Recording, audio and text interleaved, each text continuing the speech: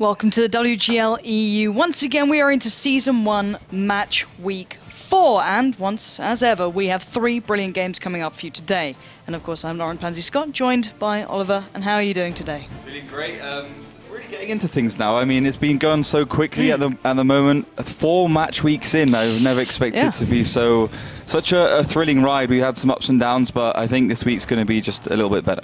Exactly that. It has been a bit of a roller coaster so far. The results certainly display that. So let's take a little look back at that previous week so you guys can see exactly what went on. So Utopia picking up a 5-2 against Penta, and I think this is a bit of a display of what's happening. Some teams really struggling to kick off this season. I think that Kazakh ASAP game was, for me, the best game there because it was really close. I mean, Supreme No Mercy was a stomp. As you said, I think some teams are struggling. Utopia Penta, I mean, kind of surprised that Penta are not doing better considering they are literally a veteran team. Been around for quite some time. I mean, Season 4, they got picked up by Penta. But as I was mentioning, ASAP Kazla was really fantastic because we saw ASAP just continually improving from their last match day. And that's the other storyline. It's not just some teams not showing up, it's some really starting to excel here. And I think rather than just looking at those results, let's take a good glimpse back at what went on.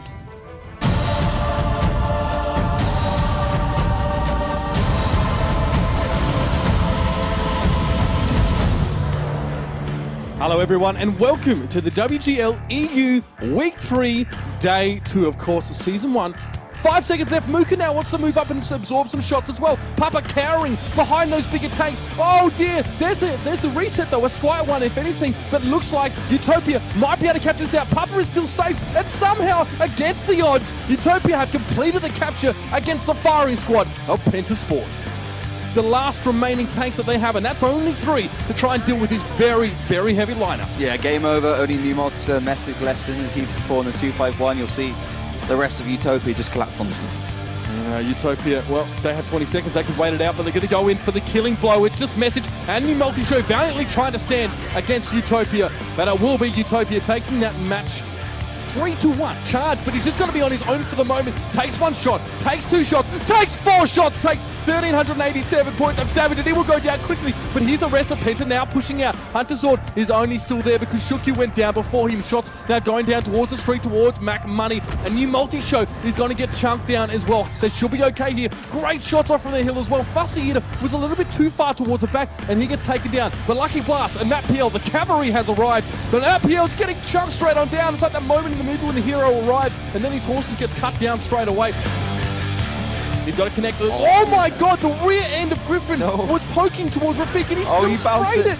Another shot that he hasn't connected, and he won't even be able to get the decap because Griffin has turned his tank around, and that black nose of the IS-3 is going to deflect those shots. Rafik has fluffed his lines, there's no doubt about it. Canix is going to pay off on him. Panachin, he's got a full shell of autoloader shots, and he's not afraid to use them. Hyper tries to get a shot on towards Betsy, but he's going to get chunked down. Not before Izzy chips in, though. This is what Kazno needed from him last round, and it's not too late for him to make the difference here. Nexus shot on towards Panachin. Panachin has 3 in the chamber, and he's missed them. He's got 2 left, and Nexus is just sitting tight. He's completely fluffed it. He screwed the pooch, and the Alexander is the last man standing. East and Nexus are still on their feet, and they're going to be coming for him. Exactly right. Panarch trying to get up onto towards the hill as well. Alien taking a fair bit of damage, but it's a little bit too little, too late. Alexander the late, as you called him, now going to be trying to push in towards Alien, but Isle will be there to receive him, and he's had to back right on up. ASAP just got nowhere to go right now except for just keeping those W keys held down and hoping that they can connect with the mouse 1. Agorni very, very low. Dawn hit the deck, and Alexander is so low. ASAP fought valiantly against the ex-European champions, but they're going to fall just before the finish line. Great play there by Hasna crew.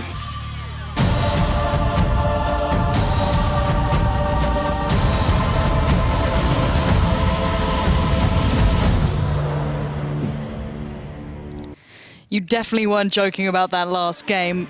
Well worth going and checking that out on obviously the YouTube channel there because you get the full display of what went on. But just give us a hint of how that really went out because it looked like Kazno really were pushed by ASAP. They were. It was really an interesting match. I thought Mines was awesome.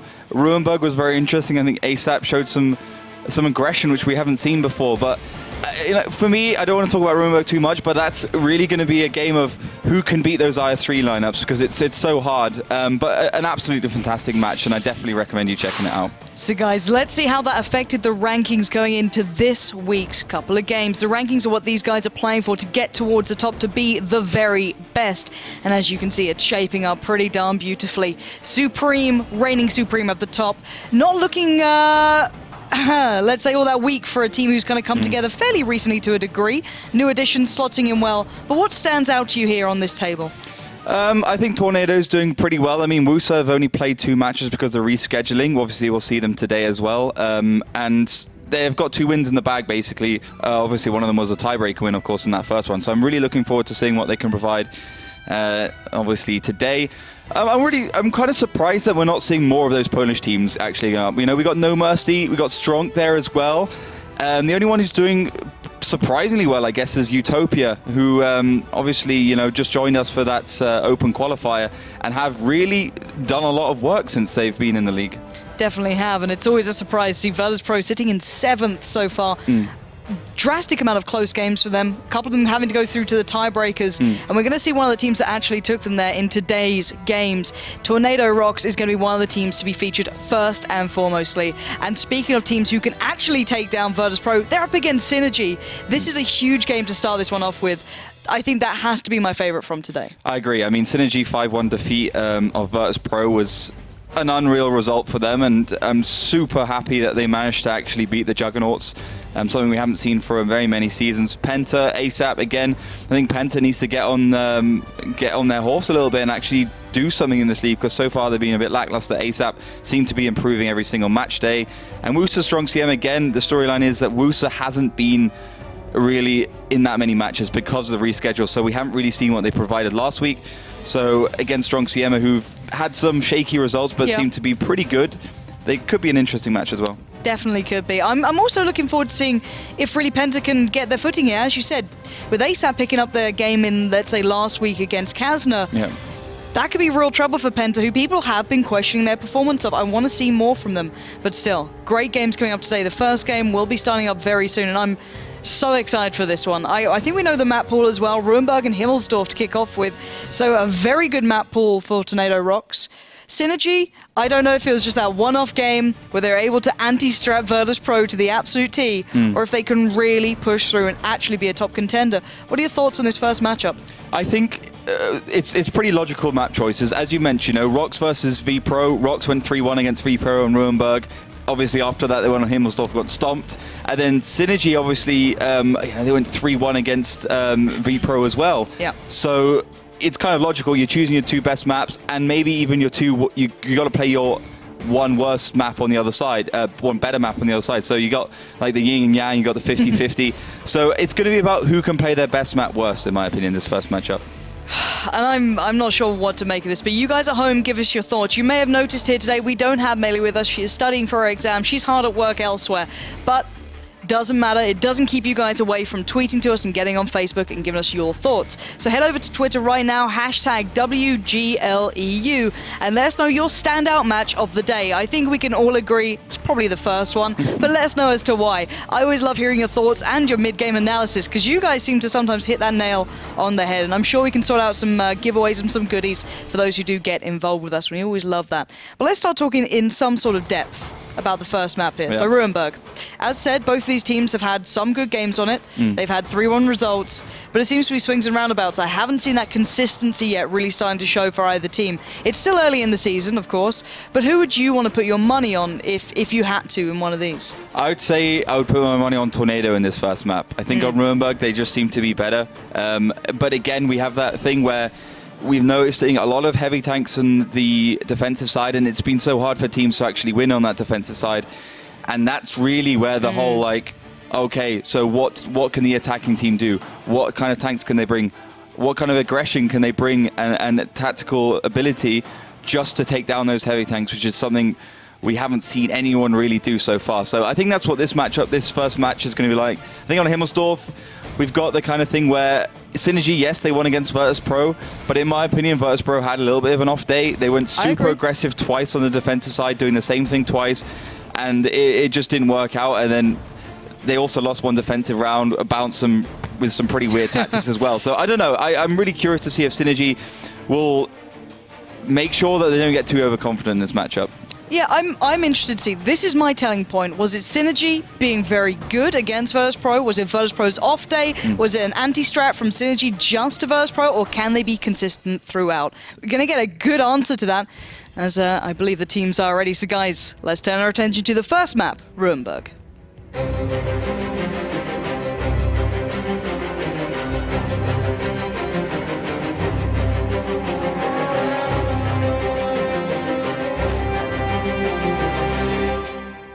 And welcome to Ruinberg. On the attacking side, we're going to have Tornado Rocks. On the defensive side, Synergy. And what do we make from these lineups? What do we see first of all here? Well, I think I'm really looking towards, for instance, the Armageddon. I mean, he's been one of my standout players for Tornado just of recent. And he's playing that T54, mostly T54s, of course, on the attacking side. And as you would expect, a couple of heavy tanks. Surprising that, though, Synergy is not going for something a little heavy, as I did mention. On the defensive side, we've seen those IS-3s, 3 or 4 of them being quite effective at defending both caps, especially from Kazna. But they're just gone for 1 and 150, 100. So let's see if those T54s, if maybe there's some agility and some speed around the map, is perhaps indicative that they think Tornado, like they have done before, go for that northern cap, go for the pressure up there. Yeah, and Stalker receiving a lot of damage early on. Not a massive loss, but it is still, the Bulldog in play. It can still do some great little bit of damage towards the end, but a little bit of a skirmish breaking out towards the eastern side. The T-54 is just getting some shots up and actually finding Winnie the Pooh. That's a lot of damage done to an IS-3 very early on. Yeah, that's what I like about Tornado. They like to get this right side, I'm kind of a little bit surprised they're not going more towards the middle. Maybe a little bit worried about the Bulldogs, the Bulldog and the LTTB actually managing to flank around, but still they got kind of a good amount of control there if they really need to. They might be able to down Stalker if they have to as well. So they got that right side. You can see as well the retraction back from those T-54s, and I don't know, in my opinion, Tornado just wants to be holding their ground. They're very good at it. They like holding their ground. They like keeping those angles taped up and then trying new things when they do have their chance. Do you think they're going to have to actually, to some degree, take over that city area as well? Because they've completely left it open. The LTTB there is completely on its own. You've got the T-54 by it, and the Bulldog as well of Stalker. So they've got a lot of control for Synergy. They pushed up pretty far. We don't often see that many defending teams be able to gain so much without someone trying to maybe get control of, let's say, the E or the F line. But it looks like maybe Negative's going to start trying to push for it. Is that something they have to achieve first of all? Yeah, they do. They need to make sure that F line is controlled, because it's a central and integral part of the map. You can see immediately some damage going down towards Nidin, who goes low in that LTTB. Yeah, going to be picked up quite comfortably by the T-37 driven by Streko there. But there is still Stalker. You've still got the other tanks just piling off the side, and it's adding time for Tornado Rocks here. They are on the attack, so time's against them, and they need to be careful, but they don't obviously get up the eastern side either. So nice play almost in a way coming out from Synergy, just taking over the eastern side and keeping presence in the city. But now they're attracting back. Do you think they're just trying to predict what Tornado Rocks is going to bring out? I think they are expecting now that the city is actually lost because of that LTTB, that Tornado will have now the flexibility and the options just to go up north. And considering Rox has got a pretty light lineup, it definitely would be one of the options. But then again, we see teams that like to go up north take a T-32 or no, take an IS-3 or 110, because you just need a bit of armor to sit in the cap and let whatever smaller tank behind them actually, get those cap points up. But Synergy is made a gamble here. Let's make no mistake there, because if Tornado had picked up, let's say, 2 or 3 IS-3s, they could have just got so much mid-control that there's just no way those T-54s wouldn't be able to win this one out. So, in my opinion, right now, Synergy is in a pretty comfortable position. But then again, if Tornado finds a weakness, it's going to be pretty easy to exploit with those light tanks as a defensive lineup. And this is a big telltale sign of good teams right now, is can they actually find that weakness? Can they spot it out here? Because Tornado Rocks have 3 minutes left to actually do this. So it's not a great deal of time. They just have to find a way. It looks like Negative and Positive, of course it's those two players together, trying to find a way. They're starting to go through the city, but that was the assumption already made by Synergy earlier on by completely leaving it, backing out of there after they lost that LTTB. So I'm waiting to see where Synergy now take this, because it's almost like they're predicting the counter move from Tornado Rocks. So Tornado Rocks are under severe pressure to make a play out of these last 2 minutes and 30 seconds. If you're in their shoes, is that Northern cap the best bet by now? I don't think they will go for the cap. I think they'll just go up from the 6 to the 8 or 9 line, go straight through, overmatch on those 2 tanks there, the Bulldog and the T-54, and then they can just snipe down, and they will have better positions on any heavy tank, the IS-3 or the AMX 5100 that wants to get back towards the cap or towards whatever position they want to try and hold. And then they can put the T-37 as well, just to put a little bit more pressure on. Well, it seems like you knew what was up, but now let's see if they can make that cross cleanly. The Armageddon does take a lot of damage, and actually a lot of shells coming in from Winnie the Pooh and Liliot, I believe, just from that eastern side village. And while this happens, they haven't really gained too much ground. They don't have a great deal of cover here, Tornado Rocks, and they've not really taken down any of the tanks that are in the northeastern side. And to make it worse, the 5100's coming over now as well. They're up against so many players and so many tanks. The cap started, but this is a brawl they might not be able to win. In my opinion, they should have just gone more aggressive and taken down those 2. This is super strange that they stopped in the middle of the road or in the middle of the field area to try and get the kills. But also you can see that Vorsic has gone up into the eastern side. So maybe the eastern village was the plan all along, but it hasn't worked out so far. Yeah, Vorsic has been astounding on this map, hitting 2.5k damage against ASAP not too long ago. So it's certainly something he can achieve here. And you're seeing him just toying with Elliot there, who's in a little bit of trouble. Vorsic did actually have less HP at the start of this engagement, but now you can see how it's changing around. Zik is joining him. You've got some crossfire coming in.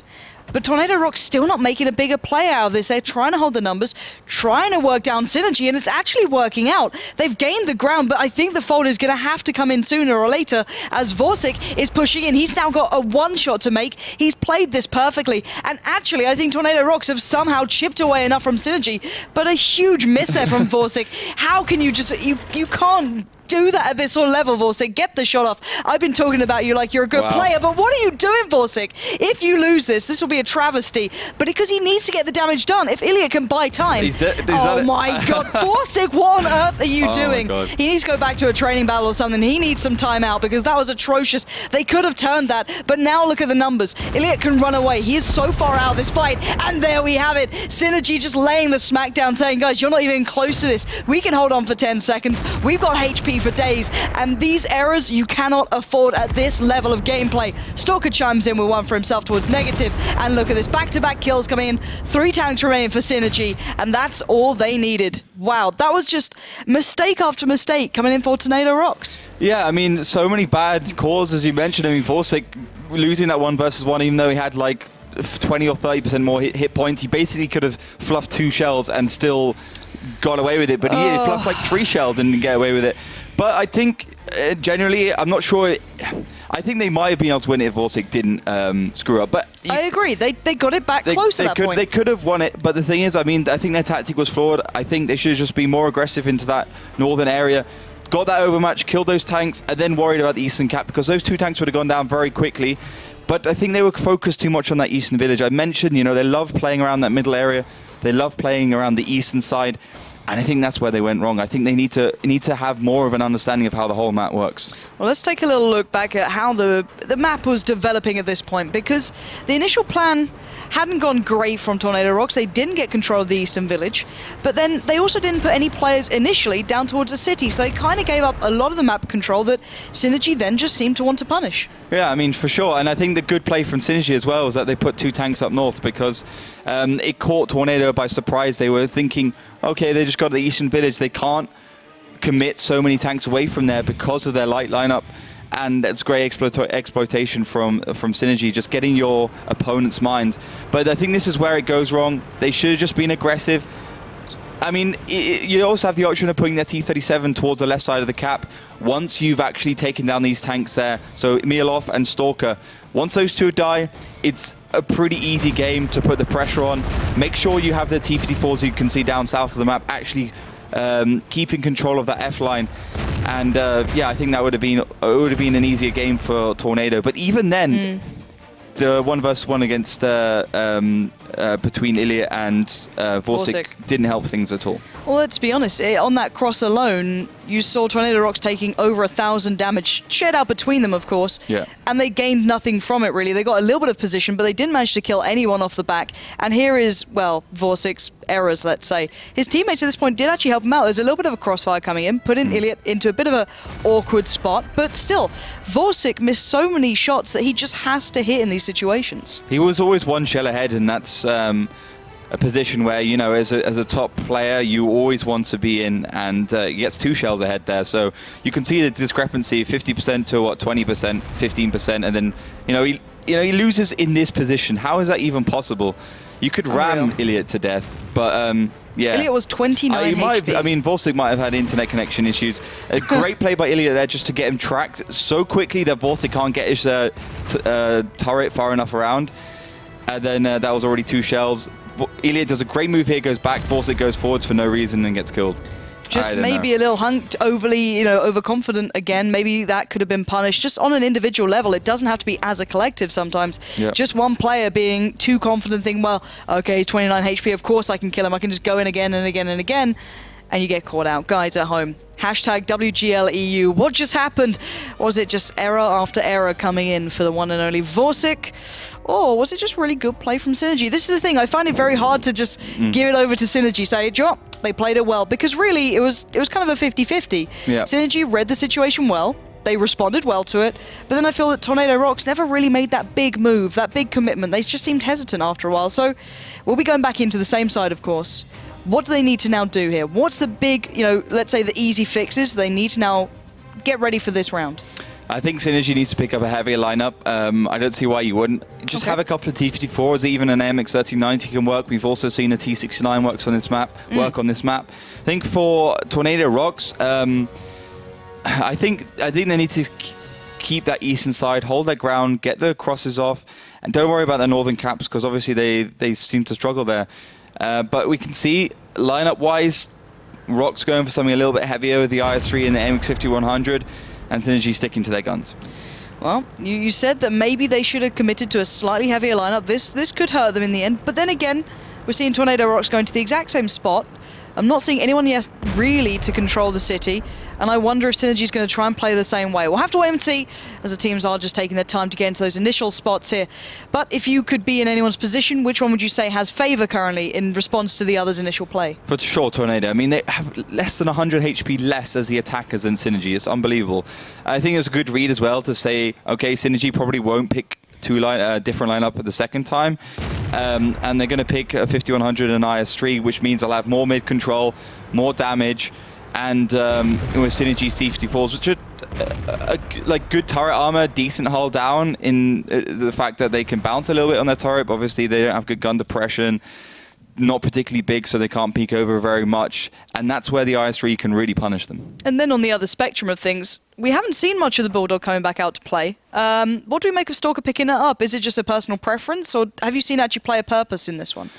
I think the Bulldog is a kind of a dying breed. I mean, I hate to say that pun, but at the end of the day... Poor doggy. I know, it's pretty sad days for the Bulldog, considering Season 5 was dominated by the Bulldog. Sure. But we had that 3 or 4 seconds, 9.7 nerf to the Bulldog's reload. And then we saw at the Grand Finals how much the LTTB can bounce and how much damage it can do. The rate of fire being fantastic and all-round a good tank. And that's kind of, negated the importance of the Bulldog, and that's really where, the LTTB comes in. But at the end of the day, Bulldog can still do a lot of damage. It's still pretty strong, still got a fantastic amount of burst. And obviously Stalker, he wants to be in a position where if he has to, he can deal with, a T-54 and half HP if he wants it. Well, looking at this so far, we're seeing a toy of a cap. It's not going to be committed on, really. We've only got the IS-3 there. The Annihilator is there. He's getting this one started. But they've actually gotten control of the city this time. They've got there substantially earlier. Last time the LTTB did beat them there. Is this just them trying to cross off a little more of the map and just not allow Synergy that much control? Yeah, I think they just want to get as much control over the sides of the map as they possibly can. But it's pretty interesting that Synergy has tried different things.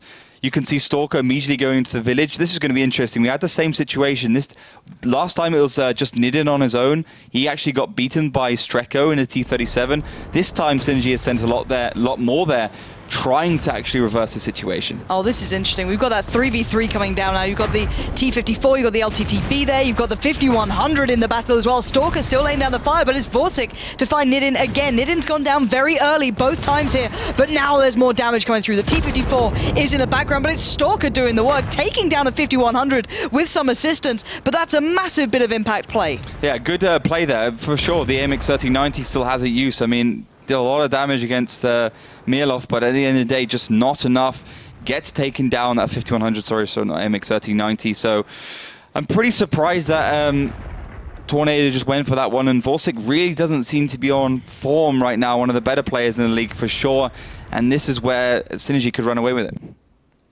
Well, let's see if they can make it count. Here we go. Positive's going to catch out at least Stalker in this position to a degree, but Mielov is still there. And look at this damage coming back. The Bulldog does still have a bit of a bite to it and a good little crossfire, but it's just slowing down the game. The Armageddon, though, could make some big changes here. He is round the back. He's about to peek through. You can see Total Best might be outnumbered, but the crossfire just nails him when he comes in with a shot, and Total Best. And now Tornado Rocks is down to 2. This is just nice play from Synergy. They're keeping tanks alive. They're creating these crossfires, and they're just not allowing Tornado Rocks a glimpse into this map. No, and Streko's doing a great job. I mean, he wasn't very good last match day, but this time he's really stepped up. He's done some good damage for his team, and Positive, the only one remaining for Tornado, and really he has not much to do, but he does find one. Yeah, finished off by Total Best in the end, but I just have to point out how good those crossfires just seem to be put into place.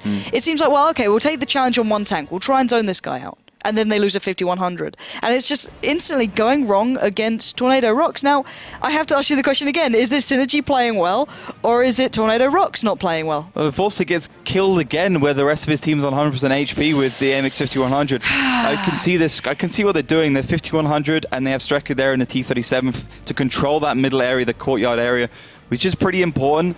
But then you had 3 tanks. You had the T54, AMX 1390, and T37, I believe, from Synergy, who had that control, and they just obliterate the AMX 5100 just sitting there in the open. There's just not going to be any bounces. It's going to do damage every single time, and yeah, it's definitely, it's not even, yeah, there's a T54 up the right, it's 2 T54s, 1 Bulldogs, excuse me. So it was, you know, Mielov is not even taking that much damage. Stalker hasn't taken that much damage. And in my opinion, by this point, it's pretty much almost over. Tornado commits up into the eastern side with a T54 completely out of position up in the south area. And Synergy just runs through them. It just seems that Synergy have the overmatch in every single position as well. They seem to know where the opposition want to play towards. They'll greet it very well, so they have the right players in the right positions, and then just work off the back of it. However, of course, it's the attacking side on Ruinberg. It can be a bit of a git to deal with sometimes. It's not exactly an easy one to work around. So now we're going to see the switch. Do you think Synergy could actually pick this up quite cleanly? They're 2-0 so far. Yeah, in my opinion, with the lineup Synergy had, it should have been an easier round for Tornado. They kind of fluffed it. But I think Tornado right now, 2 rounds, they haven't played particularly well. I think Synergy are playing pretty. They haven't really been tested so far. Yep. So there's a lot of work to do for Tornado. Maybe just take a couple rounds, go for those heavy tanks, just chill out, relax, and you know, get yourself into that game a little bit more. Don't try anything too unusual, because Synergy, they're not really a team that goes for super outlandish, you know, outside the box kind of tactics. They go for more standard stuff. They win on positional play. They win on snippets of aggression, as opposed to, you know, going all the way into one area or YOLO rushing somewhere. Wow. So, as said, they will be switching sides. So now it'll be Synergy trying their hand at attack and Tornado Rocks on the defense. So maybe this is the side that Tornado Rocks can actually calm down on, get those heavier lineups, give themselves some buffer room. We'll have to wait and see what they can do. But this is your chance at home, guys. Hashtag WGLEU. Simple as that. Get involved. Let us know your thoughts on the game so far. Are Synergy showing us a really good performance, or do you still want to see what they can bring on their attack? Do you think this map maybe is starting to favor the defending teams? Who knows? So far, we're seeing a lot of 3-1, so I don't know how we can really even, you know, put that out there as a point, but maybe just now the meta has changed. Who knows? But still, you guys at home, let us know. Hashtag WGLEU. We love hearing from you guys, and it will help me, you know, be able to talk to you, which is great, and it won't be me just talking to Melly's empty chair. Sad, isn't it? Rip. It's a lot quieter in here. It is a lot quieter. There's no like slamming of keyboards. You know, we have to I'll tell you a little of the story. Oh, Melly. While we wait for the teams. This is the shot of Melly, but we had to remove a mechanical keyboard from Melly because she just makes too much noise with it. Melly is not quiet in the studio. I think she's quite far away. You know, you can see the desk when we go to the lovely, camera shot of it. See, look at that! Hey, production value.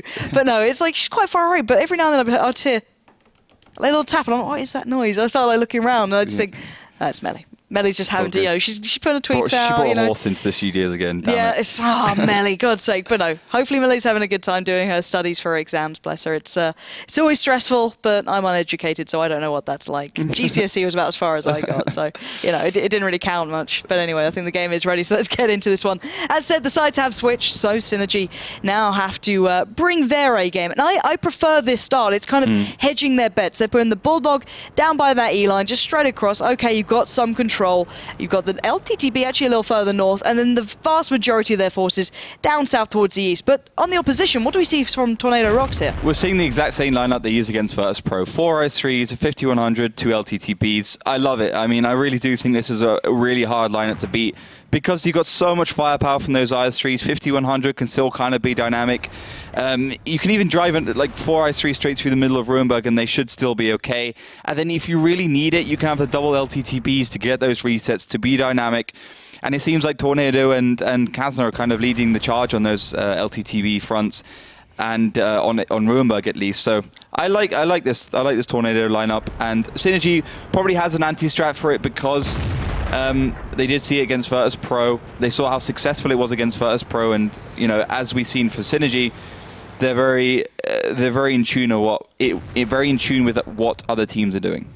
But of course, they have to get that information. That's the thing. They can see the lineup now. They've worked out what they're up against, but where is it being played? They have to gather this information, and then if they've worked out how to beat, obviously, Virtus Pro doing this, you could theorize they could apply it to Tornado Rocks. We'll have to wait and see if that's actually going to come true. You can see already the cap has started.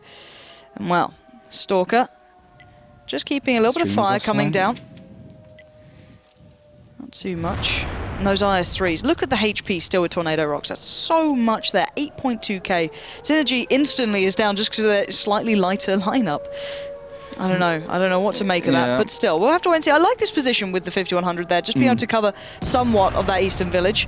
But still, that T-54 won't be able to cap this one all the way.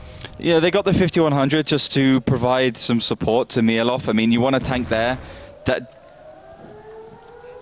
does so much damage, and I don't know, I'm a little bit dubious though. If the IS-3s do want to just peek around the corner, I don't think that 5100 is going to have a massively good day, and in getting 2 versus 1 against Negative and Strecker will force Stalker to actually reset the fight and get out of there. So I can see what Tornado are doing though. They're basically just trying to come from the F-line. They need to win this F-line assault to try and get the reset from the south and not just leave it to those IS-3s in the middle. Oh, this is going to be interesting. Look at the Strecker coming flying in. Stalker's going to deal with him, but this is the real battle here. Nidin does take down Negative, but that's not the point. The cap's still going, and the Armageddon taking a face full of damage here.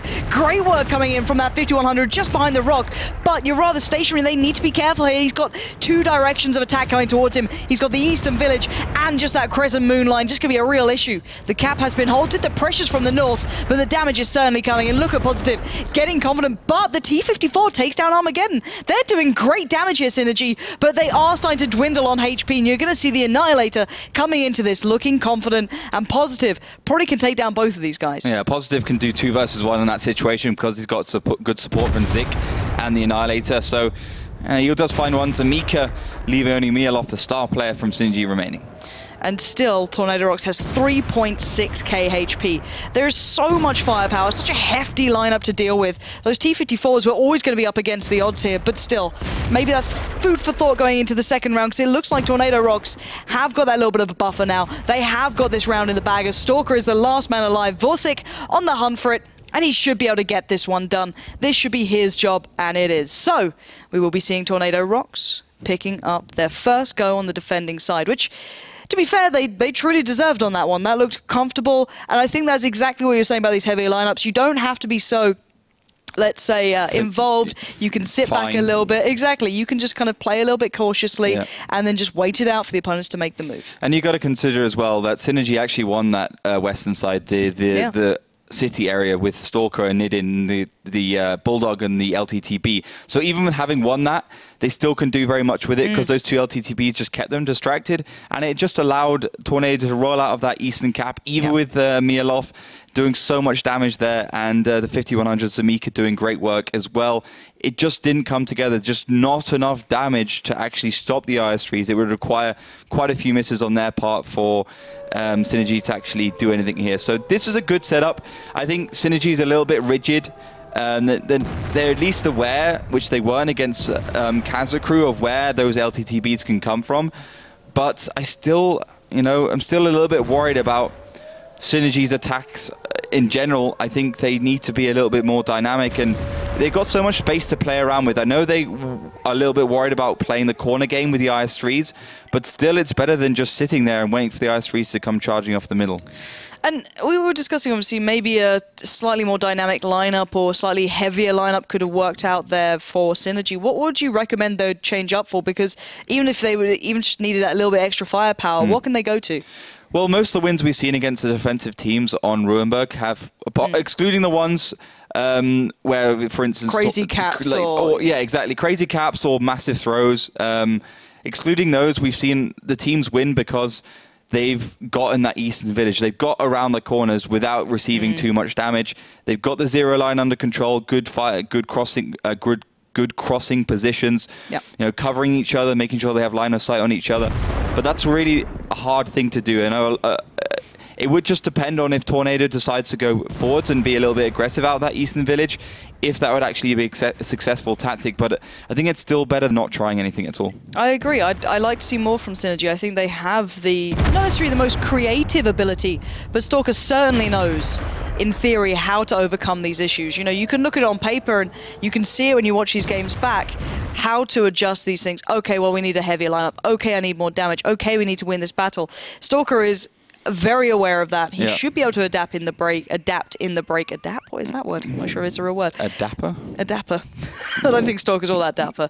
Oh, I'm sorry. Ooh. But no, I love Stalker deep down. He's always been quite funny at events. But still, I'd say I'm just wanting to see a little bit more from what Synergy can bring when they don't have that direct anti-strat to their opponent. So it's down to kind of the, not necessarily creativity in the moment, but using their brain in the moment. Just like, okay, well, this is what's happened. This is how we overcome it. And I think we've seen it before from Stalker in charge. I don't think it's his leadership that lets him down necessarily, even though he does like to shout at people sometimes. It can come down to individual players. And let's kind of take this as what it is then. So if we looked at the old Synergy lineup, with your Arclit, your Apple Wows, and you look at this current one, is the deficit of player skill going to be a factor there for Stalker? I think so. I mean, they played a lot in Silver Series, of course, 2 seasons. They did pretty well, but I think they do lack a little bit of player skill. I mean, Shanish and Apple Wow, Arclit, all those players at the beginning, they didn't just come off Silver Series. They came off playing, for instance, the Star Ladder Series, which went for 4 seasons before the WGL started, and they had a lot more experience. So I don't know. I think Stalker's team's good. I mean, as long as Vorsic doesn't make those big mistakes, which, to be honest, he did in Virtus Pro as well. He did in School Bus as well when he played there briefly. So I don't know. I think they do need a little bit more time. They've got some weak links, but they're closing pretty quickly.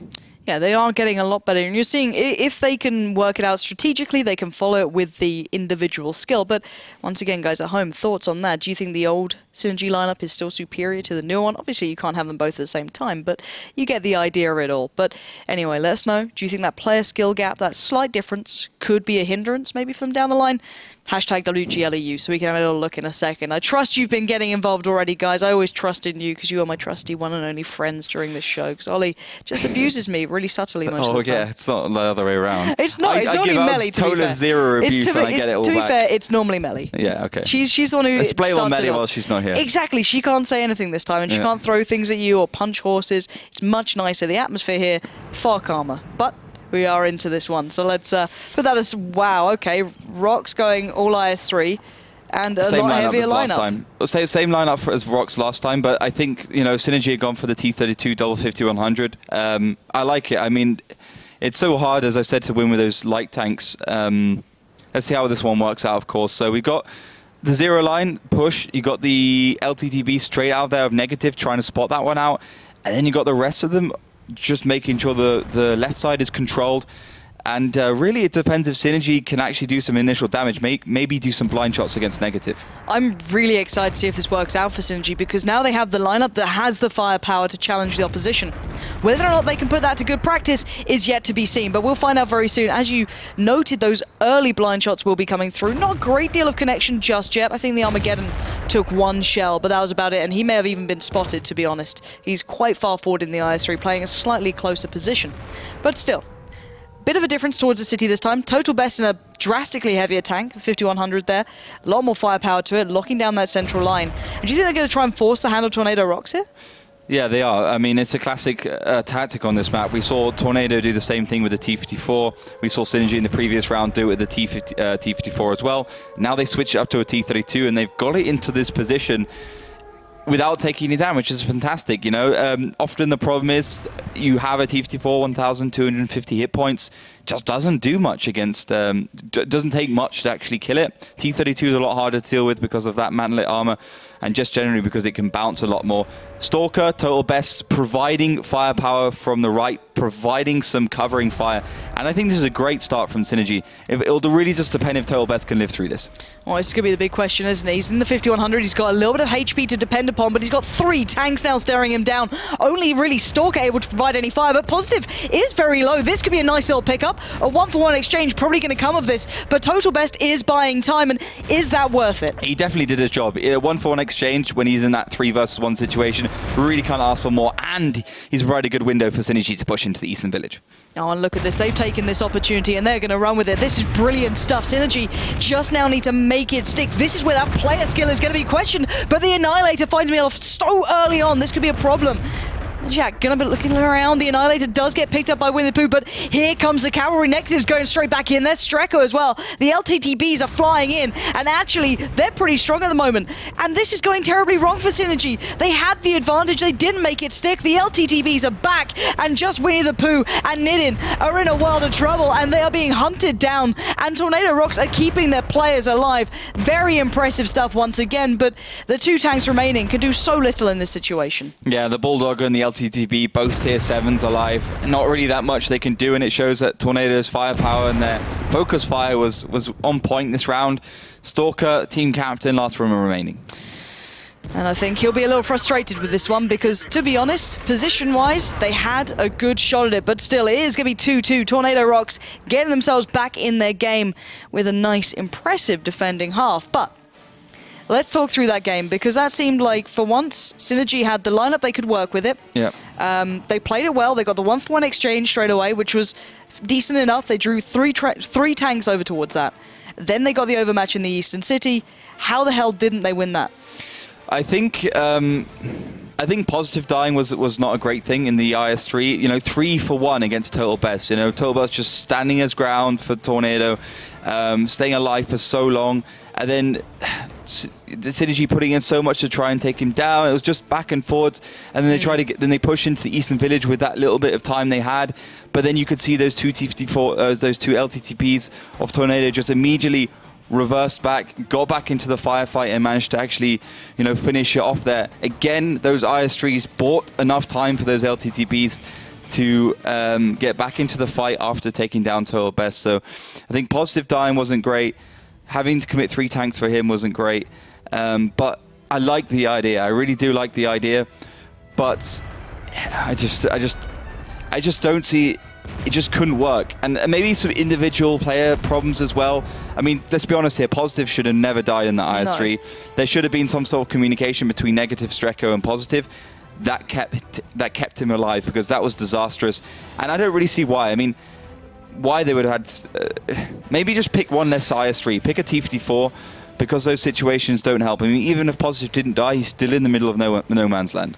Yeah, and looking at that situation then, the overmatch was in favour to Synergy. They had, I think, 5 tanks to the 4 of Tornado Rocks, yet they weren't able to capitalise on that. Was that just them being a little slow to actually really commit, or was, you know, they were a little hesitant because the LTTPs were obviously on the way? What cost them this fight at the end? Because it seemed that somehow Tornado Rocks just kept their numbers alive. Yeah, they just had the IS3s and the 5100. It's just game over. I mean, T54 just scratches the surface of the IS3. 4 versus 5, Tornado got some initial damage. It just didn't work out for them. I also saw an early kill from Tornado into Synergy, which didn't help at all. So back and 4 versus 4, then the LTTBs got into the equation.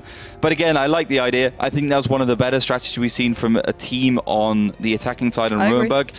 And it does provide some reassurance to Synergy fans that actually Synergy, you know, they're not just a positional team. They're not just a team that can see weakness. They're a team that can also strategize well. Well, guys, you've had a nice little taster into the first matchup of the day, but there is still another map to come at the very least, so don't go too far away. We'll be back after a short break.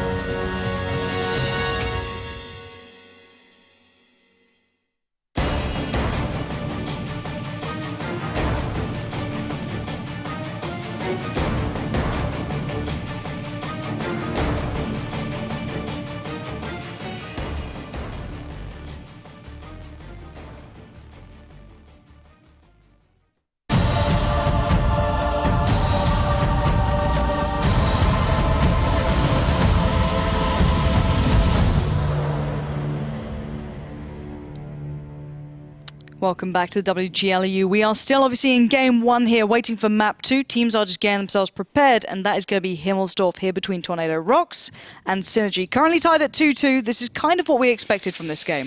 Yeah, well, I don't know. I think I expected Rocks to be a little bit better on Ruinberg, to be honest. But true, I think, they do have the better results. I think for me, Ruinberg's coming kind of like our 2-2 map. You know, like Himmelsdorf was, where you win 2 on the defensive side. Like, what was a 66% of the time last season, and then you lost 2 on the attack. So you get 2-2 after that. And I think a lot of teams are kind of defaulting to that again. Correct. Here on Ruinberg, which was 50-50 last season as well. So, you know, it doesn't matter how much we change Himmelsdorf, the teams just pick up another map which they go 2-2 on. It is very true. It's always going to be the way. They need that little buffer, don't they? They need the little warm-ups where it's like, well, we need to get these 2 rounds in the bag and this is our best bet. You need those safety maps sometimes. You need to get that little start going for you, and then hopefully second map choice actually goes in your favor. But now it's going to be Himmelsdorf next. What do we think of these 2 teams individually on Himmelsdorf? Does one have the strength? Because we saw a very one-sided Synergy against Virtus Pro, but you can't really count that. I think we really got to look at Rocks, because Rocks wasn't great against now on Ruinberg, but you know, going 2-2 against ASAP as well this season, going 3-1 lost against Virtus Pro as well. I mean, they don't look great. Let's see what happens here. Exactly that. Let's see what happens. The teams are ready. Let's get ready for Himmelsdorf.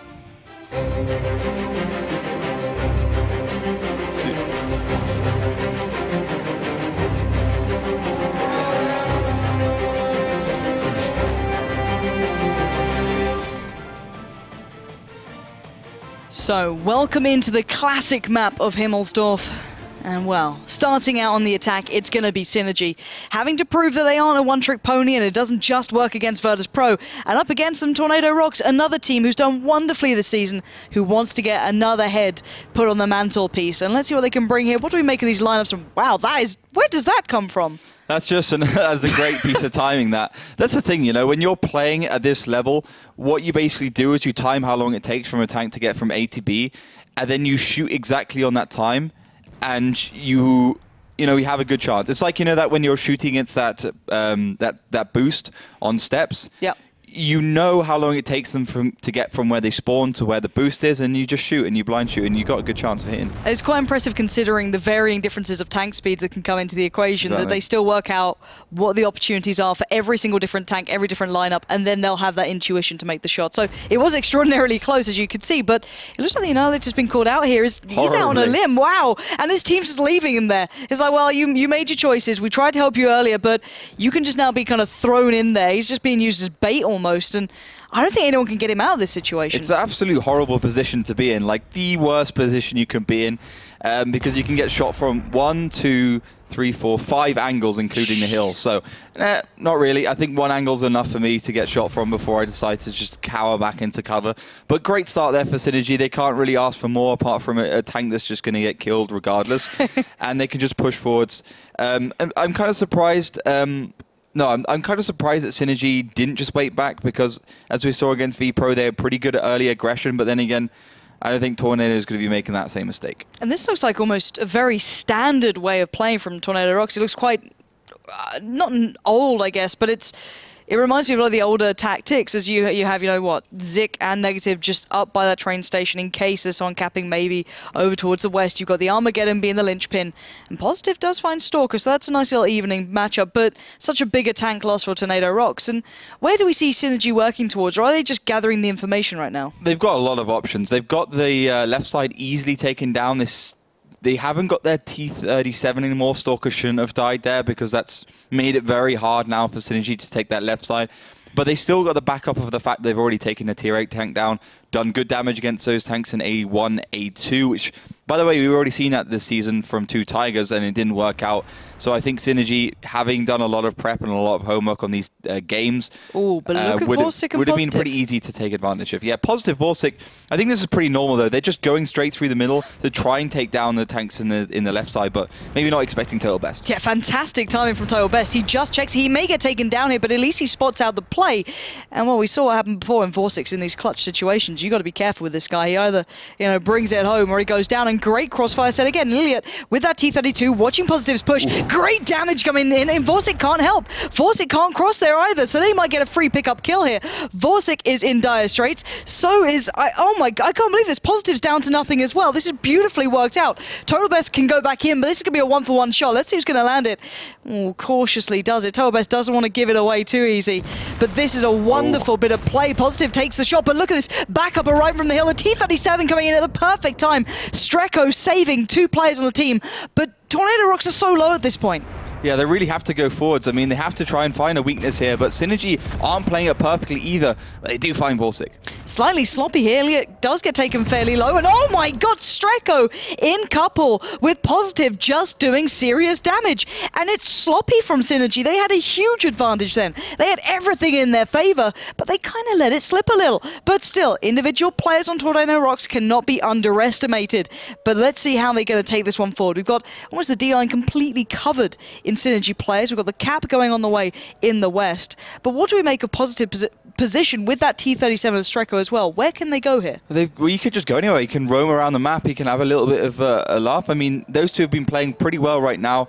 I think Positive has got to push forwards and maybe try and find some sort of angle onto the capping tanks, because it's starting to get pretty hard for Tornado to actually get a reset. But at the end of the day, Synergy made such a meal of this round that Tornado are back in the HP advantage, and they want to try and utilize that against Meoff. This would be an absolute disaster if Synergy dropped this, and it looks like they might do. Look at these crossfires. That's 3 tanks to 1. Meoff just gets decimated in that. Picked up, I believe that was by Negative in the end, but it could have been 1 of 3. And now all the tanks of Synergy are spread out. They're in completely different areas. Midjek is on his own. He was trying to cap out in the 5100. He's got Streko doing damage from the back.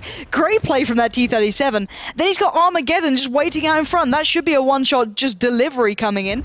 Witherspoon could help, but then you've got Zik. Every single position is being held right now by Tornado Rocks, and Synergy are going to be kicking themselves for this one. Yeah, 2 versus 5 right now, and Winnie the Pooh really can't do much in that IS3. Zik, though, on reload, Positive down to basically nothing. Does actually find Nidin as well, so Jesus. That man is on fire right now in the IS3, down to only 14 hit points and doing so much work. But then you can see Winnie the Pooh, the guy who's playing for D-Nova, the guy who's playing for MYM, is still a beast. 2.4k on that IS3. Fantastic work. Really brilliant play, and Negative might just want this one for himself. He's going to go in there, get the ram to boot. Massive amount of damage coming from that too. And now Streko could be the one to finish the job, and it will be. And my God, Tornado Rocks, they were so close to losing that, but pulling it back in from the brink. And I guess you can just never say it's over with these teams. If they can find those small errors, they will punish them. That T37 play from Streko and Positive on the 8 line were just unreal together. That should have been an easy 2-man pickup. Vorsic should have died, Positive should have died, and Streko then would have been useless. But somehow they put it together. Well, firstly, you got to go right back to the beginning when that IS3 got killed for nothing. I mean, oh God, Synergy, yeah, that was a free kill. Synergy actually managed to lose a round having killed an IS3 and lost nothing for it. I mean, it's unbelievable. I think the biggest point is that, you can see right now the Annihilator getting just decimated there. But then you see Stalker die for no reason, which is a massive deal considering I think Synergy's positions are basically set up for that left side to get the cap on the way.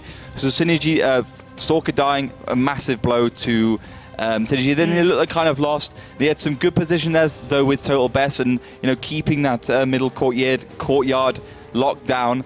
But then those 2 tanks that went across, I think it was Vorsic and Positive, they still lived through it all. And then you had Streko, because he was alive and Stalker was dead, he could come around and get a 2-angle onto Total Best and take him down, and then that's where it goes really badly. Look at this point, 7k HP to the 4.5 of Tornado Rocks. Yeah. You should not lose that. And do you know what? For someone like Stalker, who is a very emotionally invested player, that will infuriate him to no end now. And yeah, it will make him, as you said, super mad, super tilty. Yeah, but then again, he also messed up for his team. Maybe one of the main reasons. I think another thing to mention is the fact that because they're aiming against Positive and Vorsic, that they kind of lose control and lose vision on what the northern tanks are doing. Remember, there was 2 5100s there and IS3 of Armageddon. The Armageddon just peaking constantly. He's also hull down, doing some great damage. I think Synergy needs to be more three-dimensional. So they should have got Zamika. Screw the cap at this point. You know, there's no point trying to cap right now because they lost their T-37. They had the HP advantage. They have the tank advantage. They just need to use their brains and go forwards and go for the overmatch.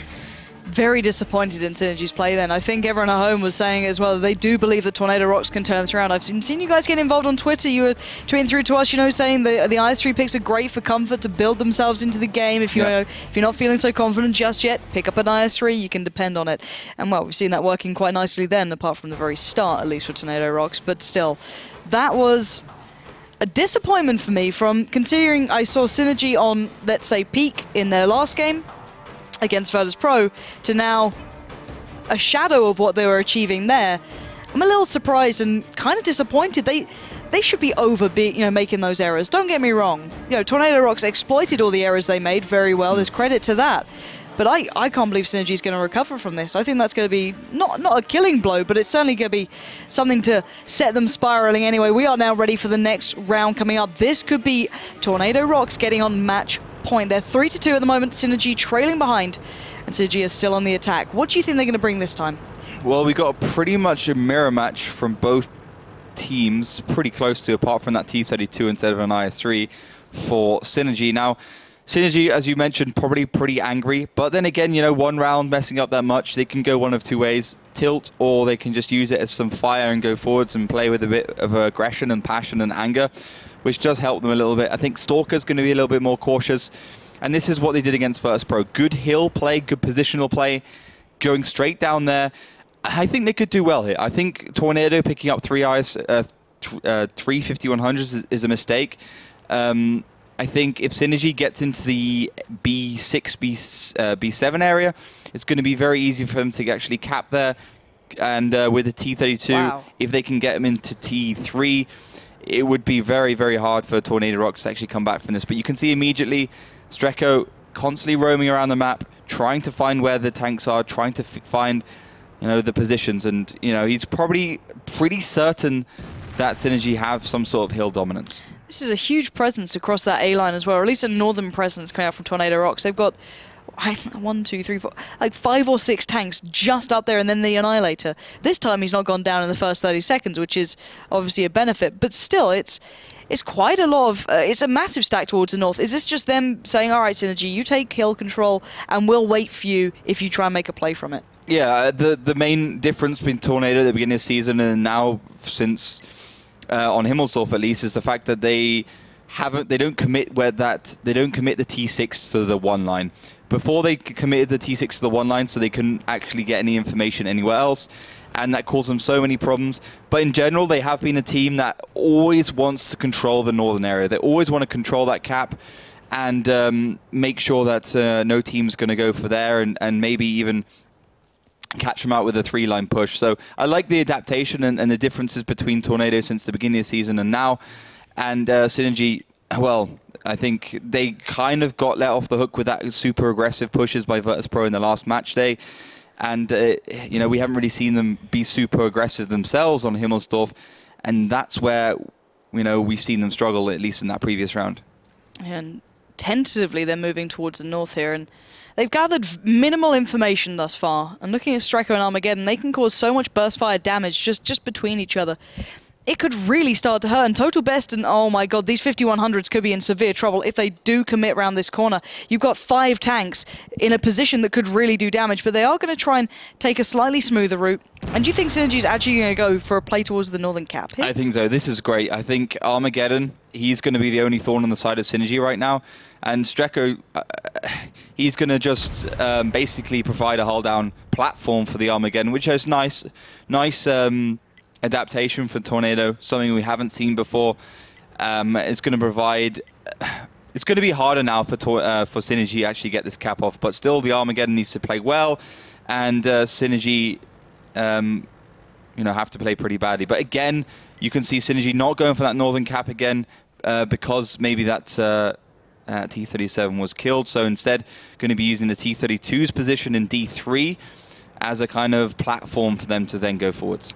I think this is the thing that I was going to ask you about, is when you give this much map control to an attacking team, surely you're leaving yourself open to these sort of attacks and these sort of plays. And Does this mean that you feel that maybe Tornado Rocks has a plan in mind to take over that Western cap if it does get started, or are they just banking on a Northern cap here? I think they're going to go for the Western cap. I also think because the IS3's there, they just need to rely on Nidin in the 5100 and Zamika if he can get there as well.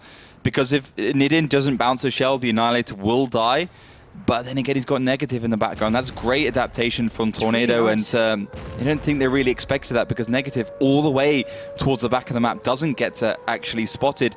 And that's a problem for Tornado, for Synergy. It really could be an issue for them. Let's see if that actually does pay off, though. We're going to see him actually doing great work towards the T-37, taking down to half HP, but Stalker is now into spot, so he's going to get the cab going. He's going to keep the continued pressure there, but the Annihilator is staying alive. He is holding ground. He's down pretty low. He's got a 2v1 currently on his hands. He's buying time, though. He's being that linchpin. He's still got Negative doing damage from the back lines, and there we have it.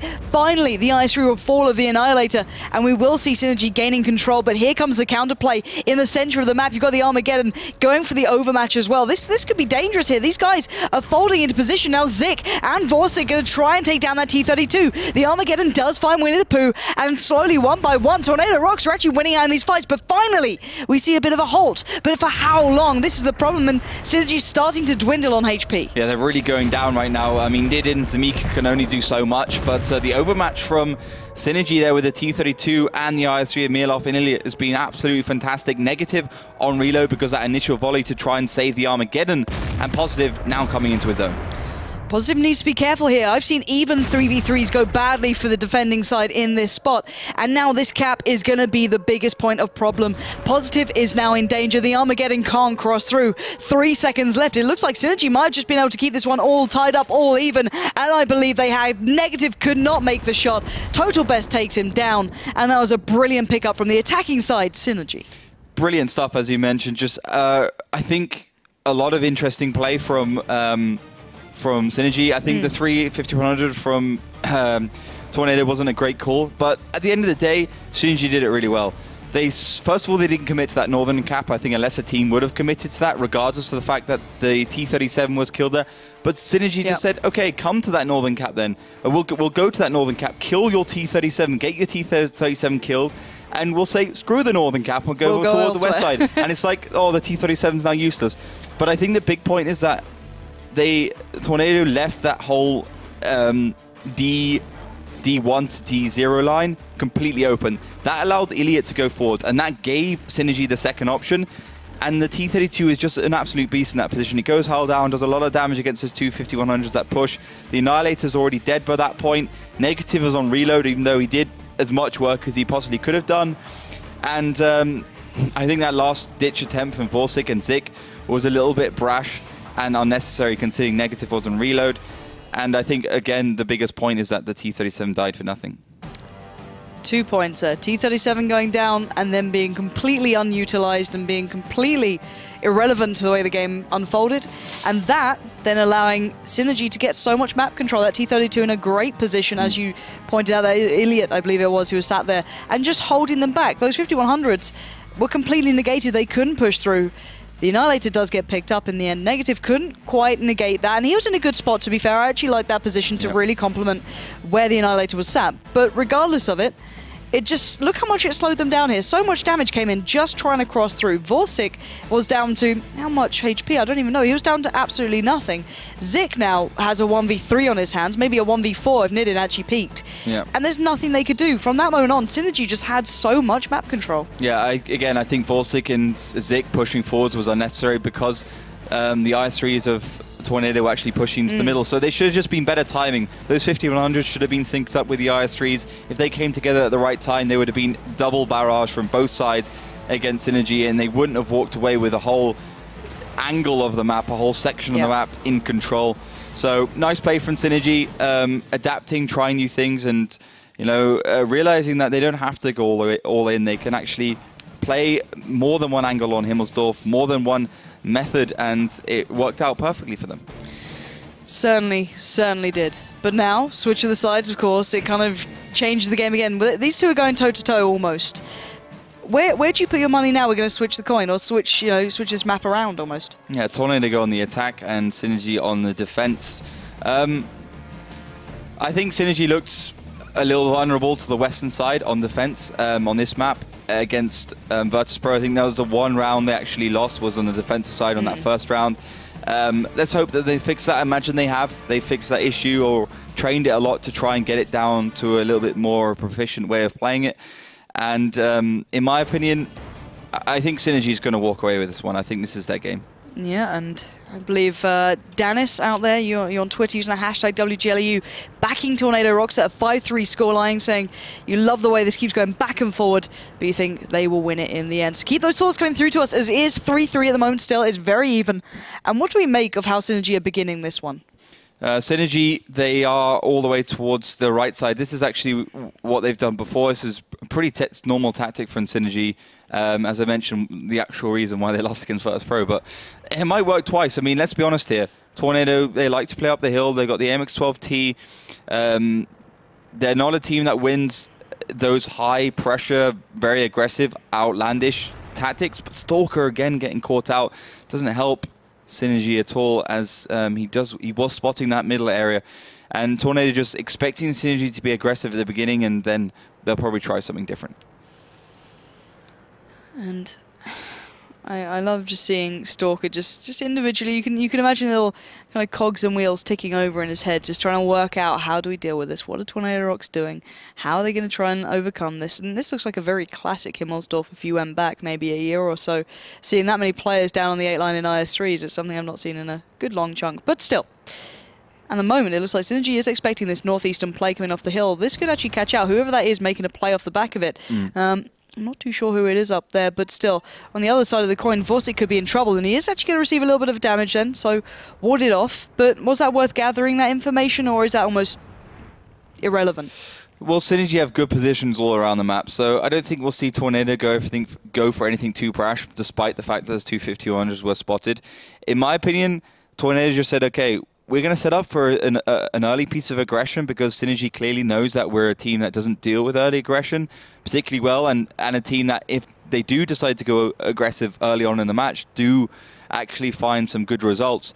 I think the most obvious bet is that they're going to go up the 8 line. I mean, the 8 line doesn't always work, and I think this might do, because the trick with defending the 8 line is that you have tanks in that square area just in front of the IS3s. You can actually play off there. But because Synergy got the 250-100 on the hill, it really does depend on if Tornado can actually segregate the map a little bit and stop those 50-100s from being supported, or stop the IS3s in front of the 50-100s from supporting the 50-100s.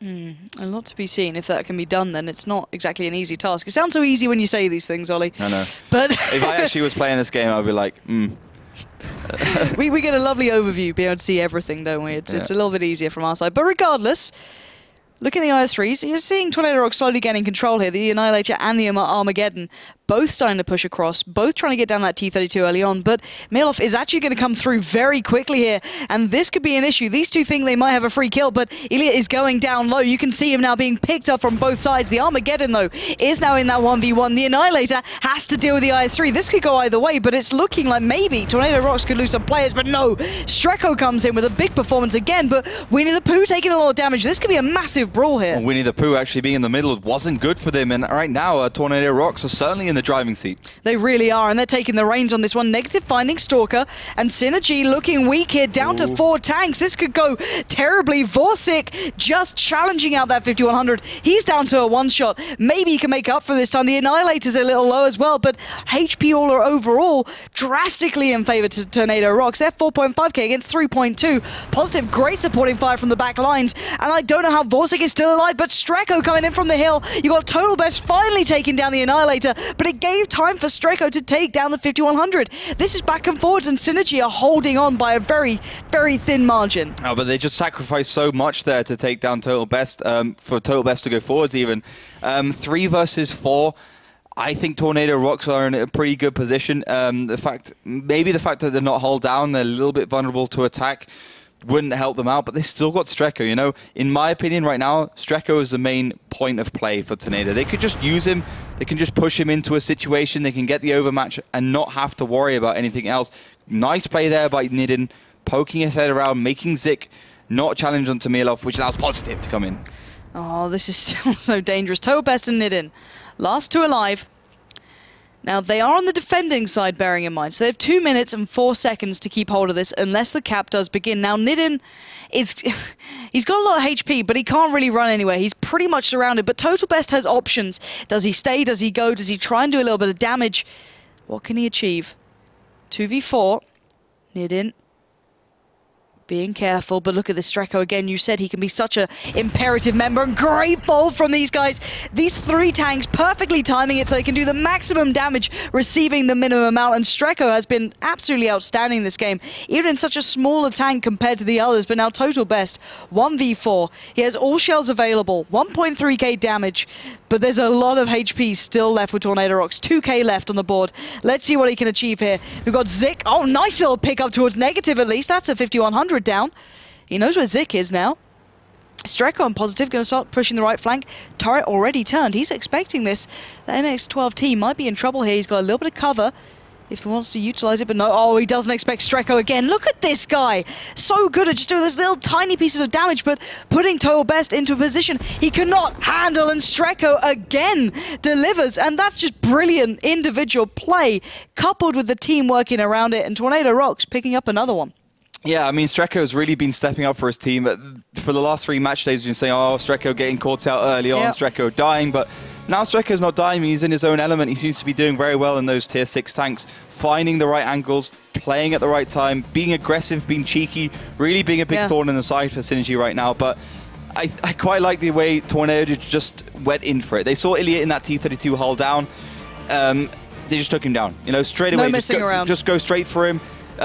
As I said before, the trick to defending that 8 line is having control of that area up and towards the north and the middle, north middle area. I don't know how it works. North Midlands? Northeast. But here, like where you see those at 5100s just heading to, that's where Synergy needs to have control here. But Iliot dies, Mieloff as well, now trying to save Iliot. Is it now in a 2 versus 1 situation? Winnie the Pooh comes straight through the middle, but you got Vorsic there to defend him. Massive surge of forces through the middle by Tornado Rocks. I think Synergy comes back here when Total Best finds an angle onto the back of Vorsic, but Vorsic plays it very well finally and stays alive for long enough for the rest of his team, you can see in the 3-land, to push up. Yeah, there was a lot of tanks alive then for Tornado Rocks as well. They still had 2 or 3 5100s or an IS-3 in the background, so they had a lot to fall back to, and it worked out in the end. So brilliantly done to those guys, and I'd love to see Streko's stats just from this game. He's been picking up so many kills. It's something you don't expect from a player playing the slightly lighter tanks, more scouting tanks, and he really just says, screw it, I'm going to try and play this to the best of my ability. And I also love this engagement. In a 1v3, there's always, some little bits of damage that could have been done, but the way they handled this, the timing, the execution was great. Streko waits it out well. You got Zik and Negative not pushing just yet, and once they're all in position, you get the fold together. So Nidin was able to do one shot. But you can see Streko is the one who initiates it. He's the one who goes in first. You get the slight twitch from the turret. From the 5100, and then the rest of the team comes in. So Streko's always the one making the play. And I have to say, every time Stalker's lived in a match, they've won. Every time he's died, they've lost. And it's the other way around for Tornado Rocks. You need that tier 6 more than you think. Well, it's becoming a bigger and bigger factor. I think we are ready to find out if Tornado Rocks can close it down in Himmelsdorf. Can they do it in regular time, or are we going to the 3rd map? Let's find out. They are on the attack inside, 4 rounds by them. Synergy on the defense with merely 3. But so much still to be seen. Who do we need to keep our eyes on in this one now? Well, Tornado, they've made that 8 line work very well for them. As I said, I don't think they're very good on the western side, and you can see Synergy thinks they are going to go for that western side. We often see teams, once they've tried one tactic once, they won't do the second thing. They won't do it a second time. So Synergy immediately going like TCM, pushing forwards, being aggressive. They want to get that 1 to 3 line and try and do some damage there. But Tornado, an interesting start. Maybe expecting some early aggression by Synergy. They got the heal once again with the 2 5100s up there, Vorsic and Negative. And, well, we'll have to really see how this Nidin-Zamika combo works, because that's really, in my opinion now, where it's going to be won and lost. Early damage, early aggression, because, well, they're on their own. If it doesn't work, it's game over. Brave stuff. I always get a little nervous seeing people adapting like this in these final rounds almost. If this doesn't work out for Synergy, they're done for. Simple as that. Game over. So a lot of pressure on these two, and already a bit of damage coming in, though. See, I think that was Vorsic just taking one shell, probably from the A line. There's IS-3s there. You can see the T-32 and the T-37 being spotted. Nidin and Miek just waiting out. They're fairly cautious. They're being patient. What are they waiting for? A cross or a push, or just trying to get the information? This is great. I mean, Synergy just holding their ground, in being spotted in the right positions, showing themselves to be a defensive side, you know, defending that northern cap, defending the 8 line, and now you'll see Tornado Rocks just casually stroll in, not expect these two 5100s, but they did actually get spotted there. I believe that was, not sure what that was by, and that's caused Zamika and Nidin to actually retreat. This is kind of interesting. I'm a little bit let down. Those 5100s weren't able to do more, and actually they've taken a shot off the back of it. I don't know where they were spotted from there. Me neither, but they certainly got lit up. Everyone knew where they were, and then they had to back out. They've lost so much of the element of surprise there. Yeah, I mean, the simple thing is you have the first 5100 track a tank, the second one tracks it again, and it's dead. But they didn't. I think maybe the Armageddon just peaked around a little bit, and those two 5100 weren't ready for Tornado actually to be that fast in towards that left side. But it's worked out well. But Tornado now have such a big advantage. They can push forwards and just catch those 5100s. Yeah, nice work out from Negative then, just closing in towards Mika, or Mija, whatever you want to call him. I need to work out his name at some point. Zamika. Should we go for that? Zamika. Regardless. Zamika's still alive. Stalker's found Streko. And you said, you know, when Stalker's alive, they actually do well. So maybe there is still hope somewhere. At the moment, it doesn't look like that. These two have just kind of run away. They found a touch of cover, but it seems like it can be ripped away so quickly from these IS-3s just pushing towards them. 4-6 having none of it. Look at this guy. He's going straight in. He's done with this. He wants this game over and done with it. Maybe a little hap-handed there. Zig's taking a bit of damage. Total Best and Winnie the Pooh actually pushed up, and Tornado Rocks' HP advantage has just been absolutely decimated. Sloppy play, and Positive again down so low. And Miolov will have reload available, but will he be able to make the shot? The turret is not there. Positive doing a little bit of damage before he dies, but he will go down regardless. And now the Annihilator trying to avenge his fallen brother, but oh my god, Tornado Rocks, what's just happened? You had everything in your control, and they've just let it slip. Now they're down to 3 players. Yes, they've got a bit of HP, but Synergy has so many guns in the game. I think you'll see some of that HP dwindle, some of those tanks dwindle now, but the Annihilator gets caught on fire, and that's terrible as, well, Stalker's doing great work against him. Hey, it's the Stalker magic charm. When he's alive, it seems that Synergy just don't want to give up, and maybe embarking the commands is still working out, but 3 tanks now to hold on. Negative is on such a huge amount of HP. What is Negative doing? He's not been in the fight I don't at know all. What he's doing. I think he's playing a different game right now. You know, he's just playing nice solitaire. Peek there, Negative against Iliot. Nice. You're being very judgmental. Sorry. I'll leave you to cast this one because you're being really mean about poor Negative. No. He's having a rough game. I'm being negative about Negative. Well, there's not many positives in this one. Winnie the Pooh looking to annihilate the Annihilator. What a great team. As the Armageddon is coming closer for Tornado Rocks if we're really going to go for it, because the synergy shown by Synergy has been well and truly above par. But that aside, it looks like Tornado Rocks are trying to hold on to this. They're holding on to this very, very slim margin, but they're not making these shots count. Nidin now has the shot, fluffs it. But the Armageddon won't have a shell available before Nidin. And look at this play. Zamika just round the back. Gray can have a lineup. He's going to deliver. And now 2 tanks to the main. I don't think Tornado Rocks can do this. I don't know. Maybe Negative can dig deep enough here. But Winnie the Pooh's actually hull down in that IS-3, and you'll if he can push his forwards, which he's going to do because he's going to take the bait, and you'll see Zamika in the 5100 to provide damage when he gets into the position. But they are working this one out. It's down quite close. That was a big shell from Nidin though. It's down to 440 against 816. This can still change, but Negative doesn't have more than 1 shell available. The Annihilator is in the IS-3. He doesn't get the shot, and he's pretty much out in the open. Nidin is going to start trying to exploit this. The 5100s are on the move. The T-32 still alive. Negative has to make the plays here. He has to be such an important factor, but I just don't see them doing this. The Annihilator's making a risky play, though. 2v3. Can they pull this off? It would take something brilliant for them to stop this one going completely out the window, but the Annihilator knows Nidin may be on reload here. I think he might have heard the shell come through. Nidin holds the ground. Negative takes the shot, but now it's just the Annihilator with a shell available. We've got 80 5 seconds until Negative can make another shot. He's completely useless in this. He can just turn himself into bait, and that's about it. And it has to be a 1v2 coming out for the Annihilator. And Iliot knows he just has to stay alive. And Synergy just have to play to the time. And it looks like we will be going into that third map here. Surely this cannot happen. The Annihilator does get the shot off. And now 1v1, 20 seconds left. The 5100 has left the building. It's out of there. He's not playing this game anymore. And I just don't know what to make of this one. Yeah, Zamika was just running away for the last 20 to 30 seconds. He knows he just has to live. And Iliot, of course, could find that one kill. Took down the 5100 of Negative. Now, 2 seconds remain, and it's game over. Synergy do bring it back 4-4, all even. Obviously, taking us to our tiebreaker map.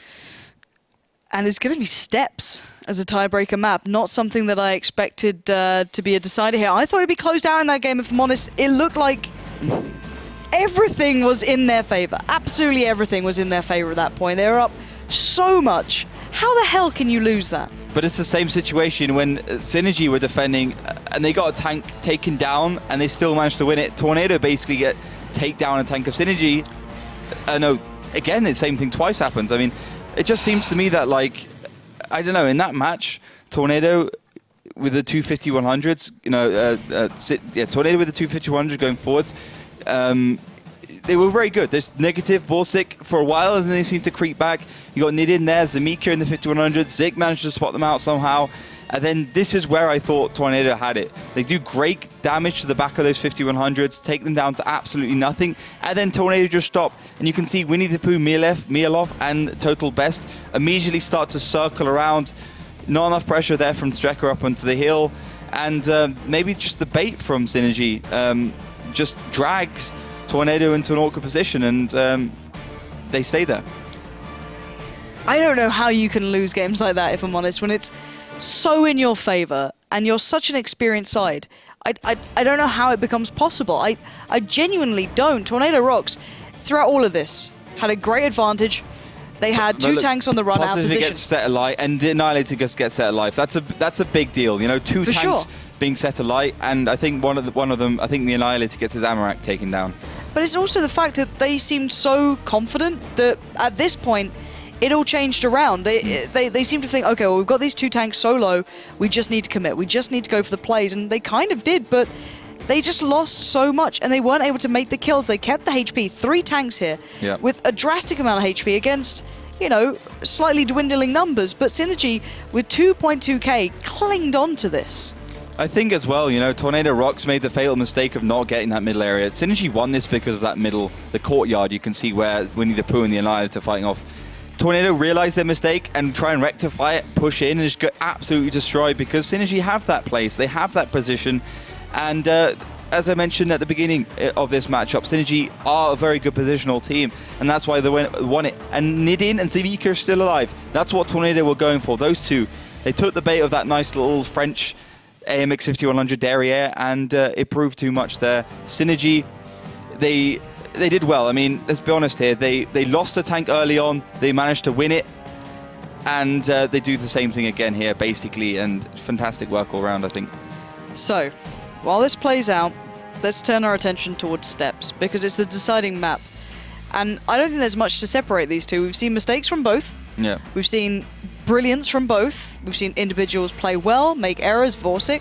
There's so many options that could go down on this map. I don't know who's going to be attack or defense either. That I think is decided by damage or time, is it? Time on attack here. Has there been a fast time? I don't think there was anything that stood out like super fast. Well, the first time I ever heard that, I mean, in my both teams have the same attacking time going forwards by the second. Never had that before. So it goes to the next parameter, which is whichever team did the most amount of damage, which is obviously our 742 tiebreaker rule for the grand finals 2014. So that will be counted up by the admins. Whoever has the most damage done will decide, do they go on the attack or the defense. I mean, I would go on the defense on steps personally, and we'll obviously be into game after that. I can't believe we've had the exact same time as well. This was something we discussed when we were like we're not coming up with the rules, but talking through the rules. And it was just like, oh, okay, well, of course it's going to be down to time. There'll always be someone saying, you know, the fast time, someone will go for a crazy play. Yeah. And there's no way it'll ever be the same time. But somehow, we've managed to get it. It took us quite some time though, didn't it? It's been a while. I'm not sure if any other regions had it. I mean, it's pretty low probability of that happening. Very slim. And yeah, I mean, if we had milliseconds, I guess it would never happen. True. But yeah, I mean, fantastic. I mean, Tornado Tornado did the most amount of damage, so they get to decide. You know, I don't know. I don't know which way this is going. It's going backwards and forwards. I think there's been cataclysmic mistakes from both teams, Tornado and Synergy. I think they're both exploiting themselves. But for me, I think, you know, Tornado have been in this 5-4 position before against ASAP, and they won it. So, I don't know. I think they have a bit more experience in that respect. Didn't they also lose to Virtus Pro? Yeah, they also lost to Virtus Pro. So against Virtus Pro, I guess you can't take it away from them. But they've been in this position now twice. So they should know how to deal with it. So they should know how to deal with it. Should. And that was a pretty close game on Ghost Town against Virtus Pro in that 5-4. And in my opinion, I don't know. The thing is, it's steps, and I'm not a massive fan of these two on steps. I think Tornado is a 50-50 on this map. Yeah, I actually prefer a lot of the younger teams coming into this who've tried to take this map as their own and really create something new with it. But we'll have to wait and see what they have coming up. We are just waiting for the teams to get ready. I believe they are very close to being ready. So, your prediction? Altogether, I think Tornado's played the better tanks. I think Synergy has played the better tactics. And in my opinion, it's down to which team chooses which side. I think the defending team has a good chance of winning. Tornado fluffed that game, won that game against ASAP on the defensive side. I think they're a better team on the defensive side, and if they can choose that, if they do choose that, they should be able to pick this one up. Well, guys, this is your perfect opportunity. Get involved on Twitter right now. Get over there as we speak. Hashtag WGLEU. What are your thoughts? Who's going to win this one? It's currently tied at 4-4. We're going to a final map to decide. They had exactly the same times. It came down to damage in the end. Like, these two couldn't be closer, whether it be in mistakes or brilliance. You know, they are neck and neck. Just let me know a name. Get on Twitter, tweet at us with that hashtag, and we will get to see it. I love seeing your thoughts. So far, you guys have been backing Tornado Rock, so there is some faith still there. You guys thought it was maybe more of a 5-3, something like that, a little bit more decisive. Not to be the case. These guys have been back and forth the whole way through. So, I think... I reckon Stalker's going to pull out something cheesy just to be Stalker. You know what I mean? Just because. They don't normally do it, but just this one game. I don't know. I believe you picked Artillery last time you played this map. Really? Could be that. I'm pretty certain Tornado is going to go for defense, and also when they play against V-Pro on this one, it was an interesting round.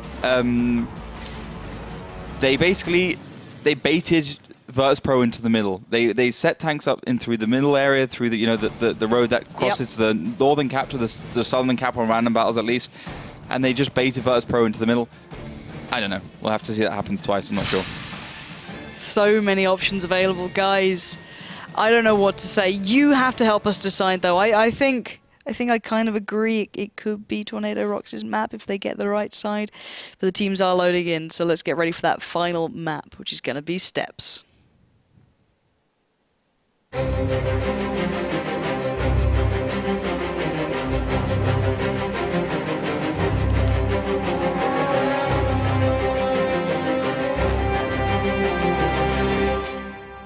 And here we are into that final map between these two teams. Tornado Rocks will be on the defending side, Synergy on the attack. We're seeing the T-54s coming out to play. And wow, is that almost symmetrical, both sides? It's very close to being. Yeah, it looks like it. Really weird that Tornado haven't gone for a... Where's your... A T-32. Yeah. Why? Super strange. But, I mean, it could work out. Let's see. I mean, Tornado are really countering. Ooh, beautiful stuff. Samika gets cancelled out. What the hell is that? That's why the T-54s come out to play, and Synergy feels the brunt of those Russian Tier 8 light tanks to their absolute max. Wow, that's one way to start this off. We questioned Tornado Rocks, maybe we shouldn't have, but that was ingenious. That was absolutely beautiful to see. The barrage of shells flying in, and I can imagine Stalker's just sat there scratching his head going, what the hell just happened? Well, this is what happened. I'll explain to Stalker and anyone else. Maybe I'm right, I'm not sure. But what happened basically is that, let's say this, Synergy countered Virtus Pro Tornado saw their game against Virtus Pro as well, and they saw one of the main kind of pivotal points for Synergy was that the fact they had Zamika in the middle just to make sure that they could get eyesight on the T32, they could see where it is, and you know, get control of that middle area, which is of course very important for the later game which Synergy played, which was baiting Virtus Pro into the middle. Tornado immediately saw that and just cancelled it out like an absolute treat. Now, Synergy are now this game, as I mentioned before, this is now the third round in which they've been at a disadvantage, a significant disadvantage, even a tier 8 disadvantage, and still come back to win it. So let's see if they can do that for a third time. I'm not sure. And I really like that play from Tornado Rocks. I hope they can close out now. Obviously, they do lack a lot of what the T32 brings to the lineup, and it's such a mainstay. I'd love to see the statistic of how many times during the season we'll see teams not pick it up in a game, especially on the defending side. It's become such a instant pickup, and it's very rare not to see it. We've seen, you know, teams going for boosts now. We're seeing, actually, is that one of the boost spots? I don't think it is. I think you can just get up there normally. It was one of the others slightly further towards the northwestern side that we've seen toyed with and joined in tow by the defending side, having their own boost, or stack, should I say. But it looks like Synergy, again, some good map control here. But those T54s really can pump out so many shots so quickly. Yeah, and, you know, we see Synergy going through the motions right now. Stalker in the MX-12T, sitting himself into the cap and gets hit immediately and taken down immediately. I'm not sure if he was spotted or not. Streko, you can see it. Yeah, he was spotted. Streko, of course, very far forwards with binocular telescopes and I guess coated as well, just takes him down. And, you know, this is the thing. We've seen that before. We've seen teams put tanks in that area. Normally, it doesn't work out so well. For instance, Utopia puts a tank to the right in that 59-16, and, you know, teams blind fire it out of that position by either killing it or making it too scared to actually stay there. But Synergy don't make any blind shots towards those bushes. They don't see, okay, I'm being spotted. What by? I don't know, because it's not spotted itself, so it must be a tank in a bush somewhere. So it looks like Synergy aren't in this game mentally right now. And for Stalker to be the one called out like that, that's a real error. He's meant to be the guy who's calm, cool, and collected the whole time, but we know Stalker is not quite like that, but he should know this by now. He's a veteran to the WGLEU, let alone World of Tanks, so to be making even just small errors at this level, at this sort of caliber, can cost you games, and we're seeing it starting to be a factor here. And Tornado Rocks, they're great at using this factor of gathering information, making the plays off the back of it, and we're seeing it being a huge point again. However, Synergy are heading down slightly towards the south here. Do you think they're going to try and make a last-ditch effort play, or when are they out of it? Because they're down to 5.2 HP already on the attacking side. I think they're going to make them. I think they are going to make a last-ditch play for sure. I think the T54s are all going to stack up together. They're going to come from the south, which is, in my opinion, the best angle right now, but Streko immediately has got himself into that right side area. He's been on point today. He's going to be sitting behind that rock. I mean, he has to be on point. It's been 3 match days where maybe he hasn't been so great, and the team has given him an ultimatum, said, you know, step up or you're out. But yeah, you're right. Synergy are going to make a last-ditch effort here, but I don't see how it can be successful. Yeah, and they're going to have to just try something. It's throwing all their eggs into the basket, hoping they don't crack. But the Armageddon actually being melted down, being caught out a little in the open. Has to back away here. Keeps the gun in the game theory alive, but the Annihilator also low. But here comes the response. Vorsic towards Nidin. And now the numbers should just start outweighing Synergy, but they are doing work. They are doing damage. But it doesn't matter. They're just so outnumbered. Down to 3 now. Total best is 56 HP. Mihalov is down to around 200. And this 1-by-1 has been Tornado Rocks' game. They've displayed strength when it was needed. We've seen Streko truly pulling them through this game in great fashion, as Liat is the last one alive, being hounded down by Tornado Rocks. And they will pick up the final round in the final map. I think deservedly so as well. I think Synergy got a little bit lucky that they didn't lose a couple more rounds in that one. Namely that last round and the first round when we saw Synergy on the defensive side. So all round, I think Tornado deserves that round, deserved the match, and are looking to be, you know, in a good position. You know, they've had a lot of shaky games, as we mentioned before this tiebreaker map. They saw 2 other tiebreaker rounds, and 1 win, 1 loss, of course, against ASAP and Virtus Pro. But Synergy, you got to be a little bit sad for them in this position because of this volley fire, because they thought they could just play the standard... In case you blinked and missed it. Yeah, exactly. They thought they could play the standard play, and obviously it doesn't work out. Because Streko, I mean, this is Just the look thing, at this. Streko being in that position. That is beautiful. I love how late negative he's like, I'm going to be the one to get the kill. He 100% does it on purpose. 100%. Just waiting out like, I heard you guys shoot. There we go, my turn.